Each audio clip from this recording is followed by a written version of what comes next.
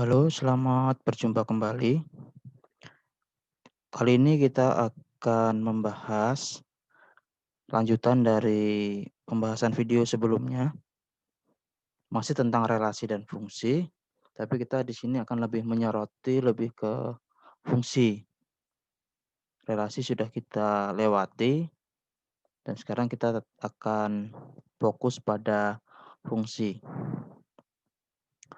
Nah, kali ini kita akan lihat bagaimana cara kita menentukan banyak pemetaan dari dua himpunan. Sebelumnya pemetaan itu adalah fungsi, nama lain dari fungsi. Karena dia dipetakan, jadi ada bayangannya. Nah, jika kita memiliki dua buah himpunan dan kita akan mencari berapa banyak sih pemetaan atau fungsi yang mungkin bisa dibuat. Ya, kita coba lihat contoh. Misalkan anggota A itu satu dan 2. Lalu anggota B itu hanya A saja. Nah, maka kemungkinan pemetaan yang bisa dibuat itu kita bisa nyatakan dengan diagram panah supaya lebih jelas. Ya, tapi ingat dulu bahwa syarat fungsi atau pemetaan itu anggota di A, di himpunan A tidak boleh bercabang dan tidak boleh kosong.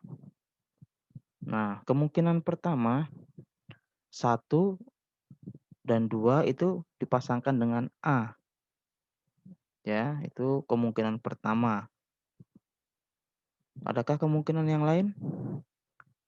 Nah, coba dipikirkan. Tidak ada lagi kemungkinan lain. Ya, mau dipasangkan kemana lagi? Jadi hanya ada satu kemungkinan pemetaan yang bisa dibuat. Lalu di contoh kedua, kalau anggota himpunan A-nya itu A dan anggota himpunan B itu satu dan 2, maka kemungkinan pemetaan yang bisa dibuat mungkin A bisa dipasangkan dengan satu. Ya, itu kemungkinan pemetaan pertama. Lalu kemungkinan kedua A juga bisa dipasangkan dengan 2. Kira-kira ada lagi nggak untuk memasangkan anggota A? Sepertinya sudah tidak ada lagi. Nah, pada contoh pertama tadi, banyak anggota himpunan A ada 2 dan banyak anggota himpunan B ada satu. Sementara pada contoh 2, anggota himpunan A itu satu dan anggota B himpunan B itu ada 2. Pada contoh pertama menghasilkan satu kemungkinan. Pada contoh kedua menghasilkan dua kemungkinan. Nah, dari situ kita bisa tarik kesimpulan nantinya, ada nggak rumus yang bisa dipakai untuk menentukan banyaknya pemetaan. Ada nggak rumusnya? Nanti kita akan coba lihat. Pada contoh ketiga, dengan anggota A itu 1, 2, 3 dan anggota B A dan B, ternyata kita bisa menemukan banyak kemungkinan. Nah, banyaknya itu berapa? Kita lihat di sini ada 1, 2, 3, 4, 5, 6, 7, 8. Ini salah tadi ya, 8. Nah, ternyata malah muncul 8 kemungkinan pemetaan jika anggotanya A itu 3, banyak anggota A itu 3 dan banyak anggota B itu 2. Nah, kira-kira kita bisa menggunakan rumus apa?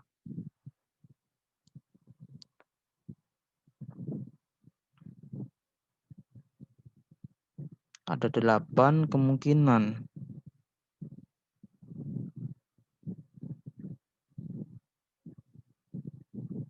Kira-kira apa ya rumusnya? Apa kaitannya?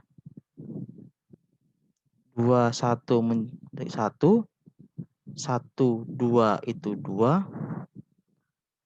kemudian 3, 2 itu 8, lalu pada contoh keempat diberikan 2 dan 3. Kira-kira itu nanti berapa? Nanti kita akan coba ulas. Nah, Lalu ada korespondensi satu-satu yang sebelumnya kita bahas. Nah, syarat utama korespondensi itu adalah banyak anggota himpunan pertama harus sama dengan banyak anggota himpunan kedua. Itu dulu. Jadi banyak anggota himpunan pertama harus sama dengan banyak anggota di himpunan kedua. Nah, contoh pertama, di sini kita diminta menyebutkan faktor dari 3 untuk himpunan A dan banyak huruf vokal pada kata sarung pada himpunan B. Nah, kita harus tahu dulu anggota-anggotanya jika muncul soal seperti ini.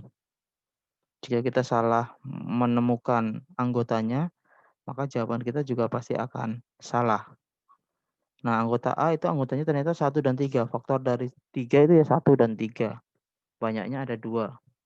Lalu huruf vokal pada kata sarung itu A dan U. Itu banyaknya juga 2. Nah, syaratnya terpenuhi. Anggotanya sudah sama banyak. Maka menentukan banyak korespondensi satu-satu, kemungkinan pertama seperti pada gambar, kemungkinan kedua seperti itu. Nah, kita cuma dapat 2 kemungkinan. Kira-kira apa yang bisa kita tarik kesimpulan di situ?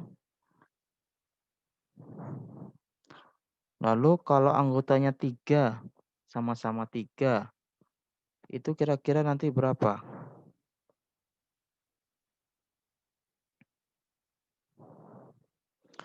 Jadi kita tidak perlu repot-repot sebenarnya jika tidak diminta melukiskan kemungkinan-kemungkinan yang bisa ditemukan untuk mencari pemetaan ataupun korespondensi satu-satu. Nah, untuk menghitung banyaknya pemetaan atau fungsi, kita lihat pertanyaannya. Pemetaan dari mana ke mana? Jika ditanya banyak pemetaan dari A ke B, dari A ke B, maka kita pakai rumus banyaknya anggota B dipangkatkan banyaknya anggota A. Dari A ke B itu sama dengan banyaknya anggota B itu harus dipangkatkan dengan banyaknya anggota A. Tapi jika ditanya berapa banyak pemetaan dari B ke A, itu kebalikannya lagi, yaitu banyaknya anggota A dipangkatkan dengan banyaknya anggota B. Jadi jangan tertukar.